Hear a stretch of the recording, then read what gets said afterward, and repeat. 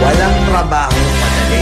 Wala kang karapatang maliitin yung trabaho ng iba. Yung iba sasabihin, gwardiya lang naman yan, rider lang naman yan, construction worker lang naman yan, gasoline boy lang naman yan, fast food crew worker lang naman yan. Pucha, nagkaroon lang tayo ng maganda-gandang klase ng trabaho. Akala na natin kung sino na tayong entitled sa mundong to. Minamaliit natin yung mga taong mas mabababa yung sahod sa atin. Ang pagkakaalam ko kasi, wala kang karapatang maliitin o matahin yung trabaho ng iba hanggat nagtatrabaho sila ng marangal.